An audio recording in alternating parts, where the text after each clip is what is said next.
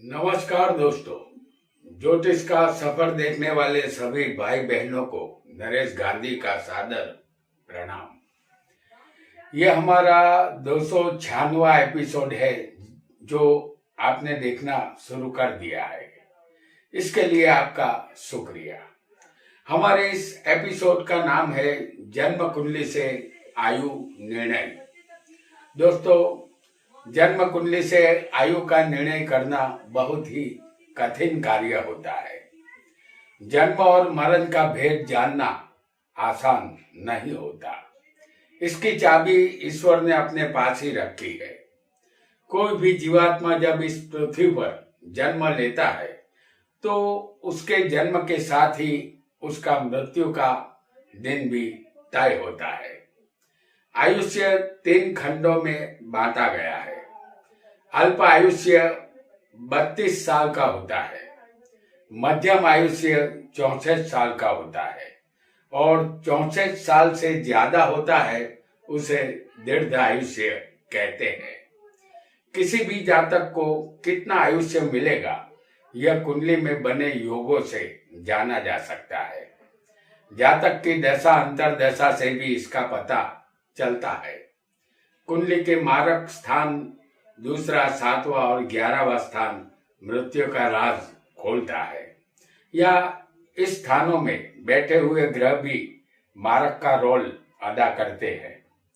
9 ग्रहों में शनि सबसे बड़ा मारक होता है।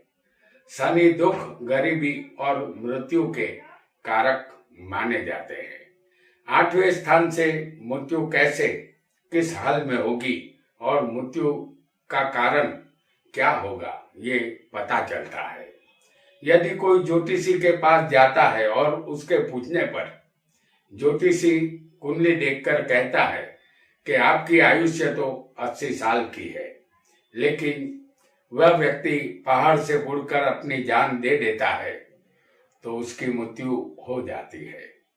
ये उसका आत्मघाती कदम होता है। 80 साल से ज्योतिषी का मतलब ये होता है कि हम अपने शरीर का अच्छी तरह ख्याल रखेंगे तो हमारा शरीर 80 साल तक चल सकता है। यहाँ हम जन्म कुंडली से आयु निर्णय किस तरह कर सकते हैं, आइए इसे जानते हैं। हम आपके लिए यहाँ पर मेष लग्न की कुंडली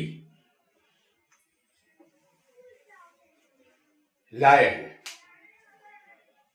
आपका कोई भी लग्न हो सकता है। इस एपिसोड की तमाम कुंडली उदाहरण कुंडली होगी। आपको सिर्फ स्थान याद रखना होगा। लग्न और लग्नेश पर गुरु की दृष्टि होगी तो दीर्घ आयुष्य मिलता है। इस मेष लग्न की कुंडली में लग्नेश मंगल है जो 11वें स्थान में हम आपको दिखाएंगे। तो 11वें स्थान में लग्नेश मंगल होगा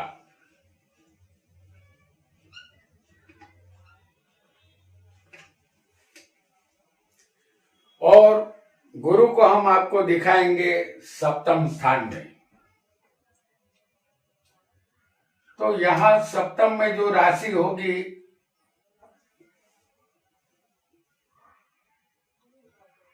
वो होगी शुक्र की तुला राशि। गुरु यहां 7वें बैठे हैं तो गुरु की 5वीं दृष्टि मंगल पर है और गुरु की 7वीं दृष्टि लग्न पर है।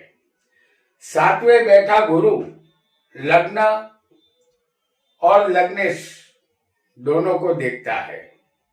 ऐसे जातक को दीर्घ आयुष्य मिलता है। गुरु नैसर्गिक एक शुभ ग्रह है। वह बड़ा ग्रह है, इतना बड़ा कि हमारी 1300 पृथ्वियां गुरु में समा जाती है। गुरु का स्वभाव वृद्धि करना है। लग्न हमारा शरीर है, गुरु की दृष्टि हमारे शरीर पर और शरीर के मालिक मंगल पर होने से गुरु आयुष्य की वृद्धि करता है। आपका लग्न यहाँ कोई भी हो सकता है, लग्नेश कोई भी हो, लेकिन उस पर कहीं से भी गुरु की दृष्टि होनी चाहिए। यहाँ इतना याद रखें कि गुरु की 5वीं, 7वीं और 9वीं दृष्टि होती है। और साथ ही ये भी याद रखना चाहिए कि झूठ बोलने से, निर्दोष पशु पक्षी की हिंसा करने से, चोरी जैसे निंदनीय काम करने से या माता पिता की सेवा न करने से हमारी आयु घटती है। आइए एक और योग को भी यहाँ पर हम समझेंगे।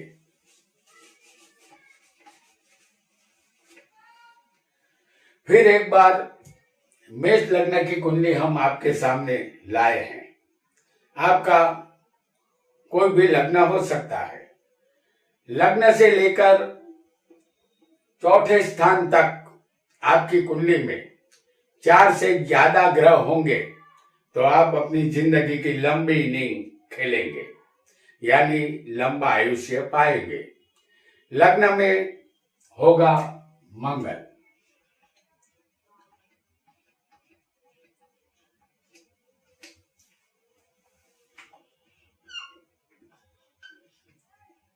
लग्न में हमने आपको मंगल दिखाया है। दूसरे होगा शनि,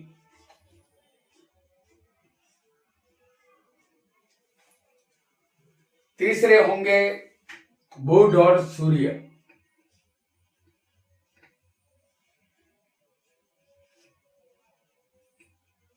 और चौथे स्थान में होगा गुरु, जो हम आपको दिखा रहे हैं। आपकी कुंडली में पहले, दूसरे, तीसरे और चौथे स्थान में कोई भी 4 ग्रह होने चाहिए। इन चारों स्थानों में कोई भी ग्रह बैठा होना जरूरी है, तब दीर्घायुष्य का योग बनेगा। इन 4 स्थानों में 4 से ज्यादा ग्रह आपको लंबा आयुष्य देंगे, और इसीलिए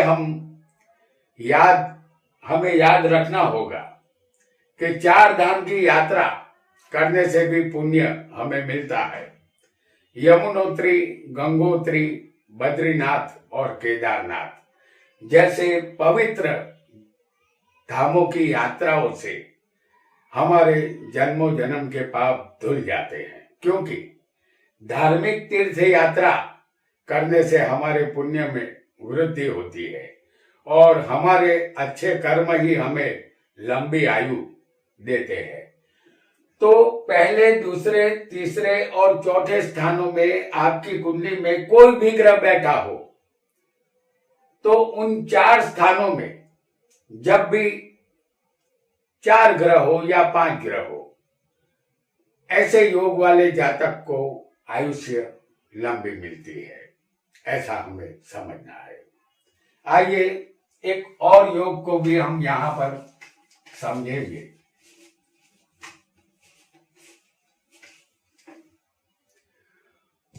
आपके सामने हम इस बार कुंभ लग्न की कुंडली ला रहे हैं। यह कुंडली कुंभ लग्न की है। अष्टमेश 11वें, 12वें, तीसरे, छठे या 8वें बैठा होगा तो दीर्घ आयुष्य मिलेगा। इस कुंडली में अष्टमेश बनेगा बुध,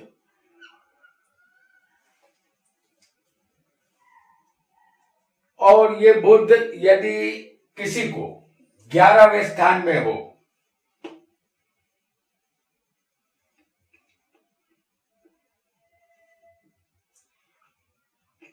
अष्टमेश बुध है, जो किसी को 11वें लाभ स्थान में होगा तो आयुष्य का लाभ यहां मिलता है, क्योंकि अष्टम का मालिक बुध लाभ में है। तो अष्टमेश 11वें होगा तो आयुष्य का लाभ मिलेगा। और यदि किसी को अष्टमेश 12वें स्थान में हो, बुध, हम यहाँ बुध दिखा रहे हैं, आपकी कुंडली में कोई भी अष्टमेश बन सकता है, कोई भी ग्रह, तो ये या तो 11वें हो या 12वें हो। तो अष्टमेश यदि अष्टम का मालिक यदि 12वें होगा बुध, तो यहाँ विपरीत राजयोग बनता है। आपकी कुंडली में अष्टमेश कोई भी ग्रह हो तो ये विपरीत राजयोग बनाएगा। छठे, 8वें, 12वें के मालिक यदि 6, 8, 12वें ही बैठे हो तो उसे विपरीत राजयोग कहते हैं।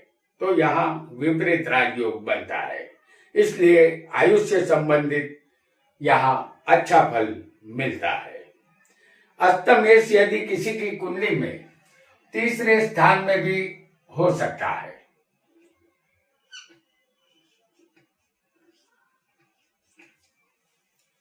अष्टमेश तीसरे होगा तो भावत भावम,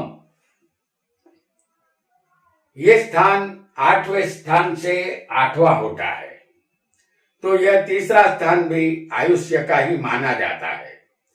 ऐसा योग भी लंबा आयुष्य देता है। अष्टमेश किसी की कुंडली में यदि छठे हो,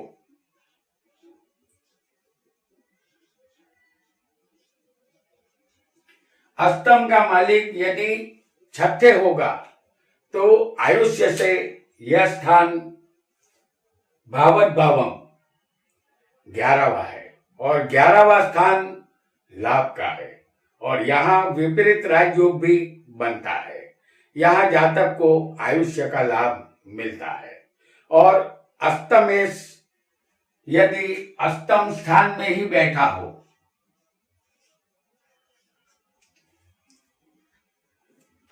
अष्टम का मालिक अष्टमेश 8वें ही बैठा हो और ये स्वग्रही बलवान होगा, तब भी दीर्घ आयुष्य मिलता है, क्योंकि आयुष्य का मालिक आयुष्य में ही बलवान होगा और यहाँ भी विपरीत राजयोग ये बुध बना रहा है। तो 8वें स्थान आयुष्य का और मृत्यु का है। किसी का आयुष्य खतरे में हो और उसे दवाइयां और इंजेक्शन की या आर्थिक मदद की जरूरत हो, तो ऐसे में हम उसकी मदद करने से, उस बीमार व्यक्ति की मदद करने से हमारी आयु बढ़ती है। या किसी की मृत्यु हो चुकी हो और वह हमारे लिए अजनबी हो, फिर भी उसकी अंतिम क्रिया के सामान की व्यवस्था हम करते हैं तो हमारा आयुष्य इससे बढ़ता है। ये बात हमें हमेशा ध्यान में रखनी होगी। आइए एक और योग को भी यहाँ पर हम समझेंगे, क्योंकि इस योग में हम ये जान चुके हैं कि अष्टमेश 11वें हो, 12वें हो, तीसरे हो, छठे हो या 8वें बैठा हो, तो ऐसे व्यक्ति को दीर्घ आयुष्य अवश्य मिलता है। आइए एक और योग को भी यहाँ पर हम समझेंगे। आपका यहाँ कोई भी लग्न हो सकता है। अष्टम में यदि शनि बैठा हो, जैसे हम यहाँ आपको दिखा रहे हैं शनि को, अष्टम में शनि बैठा हो या शनि कहीं से भी अष्टम स्थान को देखता हो तो आयुष्य यहाँ लंबा मिलता है। जैसे हम आपके सामने वृषभ लग्न की कुंडली ला रहे हैं। इस कुंडली में 8वें शनि जो धनु राशि में बैठा होगा, तो आयुष्य और मृत्यु के कारक कौन है? शनि है। तो शनि यहाँ 8वें स्थान को, यहाँ 8वें शनि बैठा है, लेकिन शनि 8वें स्थान को देखता हो। जैसे समझ लीजिए कि शनि किसी को 6ठे स्थान में यहाँ पर बैठा होगा, तो उसकी तीसरी दृष्टि अष्टम स्थान पर आएगी। और यहां ये शनि होगा छठे तुला राशि में। तो शनि यहां तीसरी दृष्टि से अष्टम स्थान को देखेगा। और यदि किसी को शनि दूसरे स्थान में बैठा होगा तो ये शनि मिथुन राशि में होगा, तो उसकी सातवीं दृष्टि यहां पर अष्टम स्थान पर आएगी। या शनि किसी को 11वें स्थान में भी बैठा हो सकता है।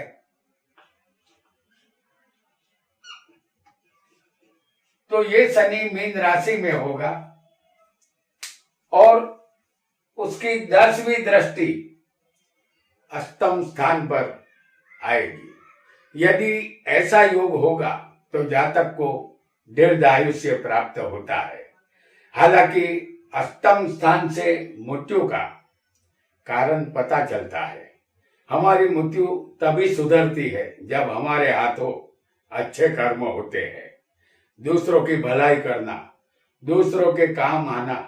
हमारे दिल में जब तक दूसरों के लिए हमदर्दी का दिया जलता है, ये दिया ही हमारी मृत्यु को सुधारता है।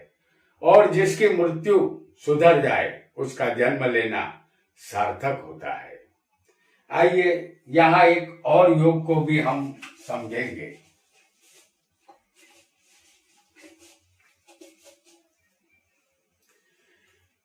हम आपके लिए ला रहे हैं कन्या लग्न की कुंडली। ये कन्या लग्न की कुंडली है। आपकी कुंडली में कोई भी लग्न हो सकता है। यदि आपकी कुंडली में गुरु या शनि कहीं भी अलग अलग बैठे हो और वह दोनों स्वग्रही या उच्च के बलवान हो तो दीर्घायु होती है। जैसे कन्या लग्न की इस कुंडली में गुरु किसी को चौथे स्थान में बैठा हो सकता है। ये स्वग्रही गुरु है जो धनु राशि में है।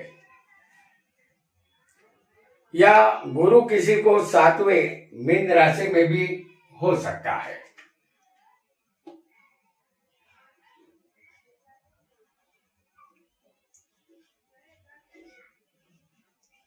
ये गुरु 7वें मीन राशि में है जो स्वग्रही हो सकता है किसी को। या गुरु 11वें कर्क राशि में भी किसी को हो सकता है। तो ये इन जगहों पर गुरु स्वग्रही और उच्च का, क्योंकि कर्क में गुरु उच्च का होता है, तो ये किसी को उच्च का भी हो सकता है। ऐसा बलवान गुरु दीर्घायुष्य देता है। आपका लग्न यहाँ कोई भी हो सकता है। हमने जिस राशि में गुरु बताया है उसी राशि में गुरु किसी भी स्थान में होना चाहिए। उसी तरह शनि किसी को तुला राशि में हो सकता है। जैसे हम आपको यहां दिखा रहे हैं दूसरे स्थान में शनि, ये तुला का उच्च का शनि है। तो तुला राशि में दूसरे स्थान में उच्च का शनि किसी भी जातक को किसी भी कुंडली में हो सकता है। या ये शनि 5वें मकर में बैठा हो, या 6ठे स्थान में ये शनि किसी को कुंभ में भी हो सकता है, क्योंकि मकर में शनि स्वग्रही बनता है और कुंभ में भी शनि स्वग्रही बलवान किसी भी कुंडली में हो सकता है। तो यहां कोई भी लग्न आपका हो, गुरु या शनि किसी भी स्थान में अलग अलग बलवान बैठे होने चाहिए। तो जातक को यहाँ लंबी आयु का ये जातक मालिक बनता है। गुरु के पास ज्ञान है और ज्ञान मिलने के बाद शनि आध्यात्मिक मार्ग पर ले जाता है और हमारे पास इतना ज्ञान अवश्य होना चाहिए कि जो लोग पापी, लोभी, लालची होते हैं और देव ब्राह्मण की निंदा करते हैं और सब कुछ अभक्ष्य भोजन खाते पीते हैं, उसे अकाल मृत्यु का सामना करना पड़ता है, क्योंकि शनि कर्म फल दाता है। यहाँ जितने भी अच्छे कर्म हम करेंगे तो वो कर्म हमें आयुष्य में बढ़ोतरी करते हैं, और यदि हमारे कर्म अच्छे नहीं रहेंगे तो हमारे आयुष्य को ऐसे कर्म घटाता है। आइए एक और योग को भी यहाँ पर हम समझेंगे।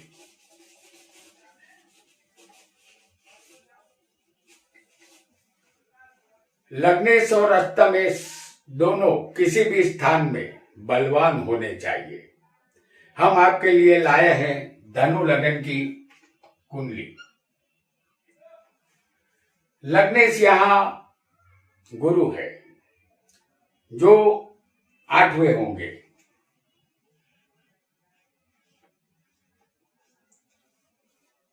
और ये कर्क राशि में बैठे होंगे, और उसके साथ ही जो अष्टमेश बने हैं वो है चंद्र, वह भी 8वें कर्क राशि में ही स्वग्रही बैठे होंगे। यह लग्नेश और अष्टमेश की युति है और यह दोनों बलवान है, क्योंकि कर्क में गुरु बलवान होते हैं और चंद्र कर्क में ही स्वग्रही बनते हैं। ऐसा योग कुंडली में जातक को दीर्घ और लंबा आयु देता है। 8वां स्थान आयुष्य और मृत्यु, गूढ़ विद्या, बिना मेहनत का धन और नदी पार करके जाना दर्शाता है। यह 12 स्थानों में सबसे ज्यादा रहस्यमयी स्थान 8वां माना जाता है। इस स्थान का भेद उकेलना ज्योतिषियों को के लिए लोहे के चने चबाने जैसा है। यह मुश्किल जरूर है, नामुमकिन नहीं। लग्नेश हमारा शरीर है, अष्टमेश मृत्यु का मालिक है। दोनों की युति दीर्घ आयुष्य देती है। हम बार बार नया शरीर धारण करके इस पृथ्वी पर आते हैं, जन्मते हैं और मरते हैं। जन्म मरण का यह चक्र बिना रुके चालू रहता है। यह शरीर हमें पुण्य कर्मों से प्राप्त हुआ है। आगे भी हम पुण्य कर्म करते हैं। यह बात संसार की माया में हम भूल जाते हैं, और यही माया हमारे पुनर्जन्म का कारण बनती है, और हम हर जन्म में दुख भोगते हैं, क्योंकि किसी भी दुख का कारण हमारा अज्ञान होता है। तो दोस्तों, आज हमने कुछ ऐसे योगों को जाना जो आयु निर्णय में हमारी सहायता कर सकते हैं। इन योगों से हम आसानी से ज्ञात कर सकते हैं कि हमारी आयु लंबी है या नहीं है। वैसे तो पिंड आयु जैमिनी सिद्धांत से जाना जा सकता है, अस्तक वर्ग से, 22वें दृष्टांत से, या 64वें नवमांश से, या घात चक्र से, मार्केस ग्रहों से भी आयु का निर्णय किया जाता है। लेकिन यहाँ हमने जो योग बताए हैं वो हमारे ऋषि मुनियों ने कुंडली में बनने वाले योगों से आयु को कैसे जानते हैं, इसे यहाँ हमने समझा। आज इतना ही। आपका बहुत बहुत धन्यवाद।